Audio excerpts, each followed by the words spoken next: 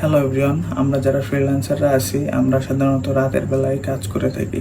So আমাদের কাজ ছাড়া অন্য কোনো কিছু ভাবার আসলে ওইভাবে টাইম আমরা পাই না। সো অন্যকে কি ভাবে না ভাবে যা করে সেটা আমি জানি না, কিন্তু আমার ক্ষেত্রে আমি কাজ ছাড়া আসলে অন্য কোনো কিছুই ভাবি না। সো আমার ফ্রিল্যান্সিং এবং কাজ সব কিছুর ভিতরে একটা অন্যরকম একটা টান বা ভালোবাসা আর কি কাজ করে।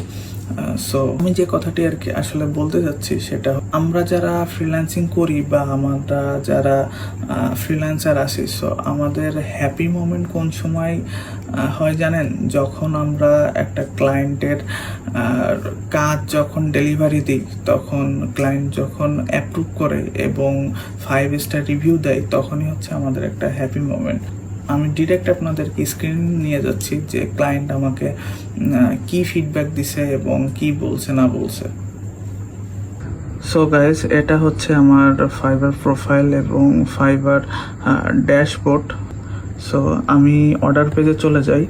সো অর্ডার পেজে আপনারা দেখতে পাচ্ছেন যে ক্লায়েন্ট আমাকে 5 স্টার রিভিউ দিছে। কি কি লিখছে রিভিউতে আপনারা এখান থেকে পড়ে নিতে পারেন। সো এটা হচ্ছে আমার $150 একটা প্রজেক্ট ছিল। সো ফ্রিল্যান্সিংয়ের এটাই হচ্ছে সার্থকতা, যখন আপনি একটা প্রজেক্ট সুন্দরভাবে কমপ্লিট করবেন এবং ক্লায়েন্টকে স্যাটিসফাই করতে পারবেন, তখনই হচ্ছে আপনার আসলে কাজের, আপনি যে কাজ পারেন, আসলে যে আপনার স্কিল আছে, এটাই হচ্ছে সেটা প্রমাণ করে। ঠিক আছে?